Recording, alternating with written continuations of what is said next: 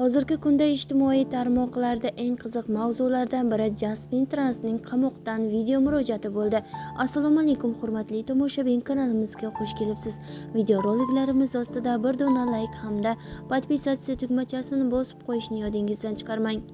Uning kamera ortidan aytgan "mana oxirgi kunlarim oz qoldi" degan so'zi esa butun internetni qattiq qizg'in muhokamaga soldi. Kimdir bu so'zni qamoq muddati tugayotgani deb talqin qildi, kimdir esa umuman boshqa narsani nazarda tutgani mumkin deb o'yga qoldi. Ushbu chiqishdan so'ng Jasmin Trans chiqariladimi, qamoqdan chiqadimi, u Turkiyada qoladimi degan gaplar tezlikda tarmoqda qoldi.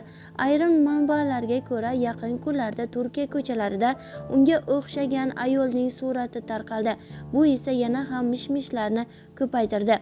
Jasmin qochib ketdi, u O'zbekistonga qaytishni rejalashtiryapti, erkinlikka chiqishga oz qolganini shama qilyapti degan so'zlar keng muhokamalarga sabab bo'lmoqda.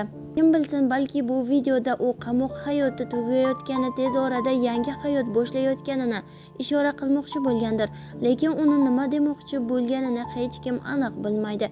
Chunki batafsil izoh bermay, faqat jumlalar bilan cheklandi. Eng qizig'i, videoning muhokamasi kommentariyalarda "Sen hali o'lmadingmi? Bu odamda hali ham efirda o'rin bormi?" kabi qattiq haqoratlar, nafrat bilan to'lgan jumlalar ko'payib ketdi. Biroq ba'zilar videoni yo'qlab bo'lishi mumkin emas.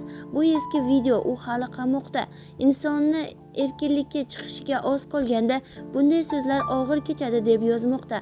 Jasmin Trans bilan bo'lgan mojaro bir muddat tingandi. Hozir esa bu videodan keyin yana chaqmoq tezligida muhokamalar qayta avj oldi. U o'z chiqishi bilan kelajakka ishora qildimi yoki odamlarni qasddan qiziqtirdimi noma'lum. Biroq bir narsa aniq, bu chiqish jamoatchilikka ta'sir qildi, odamlarni qiziqtirdi va yangi savollar uyg'otdi, deyiladi xabarda. Biz bilan qoling va kanalimizda kuzatib boring.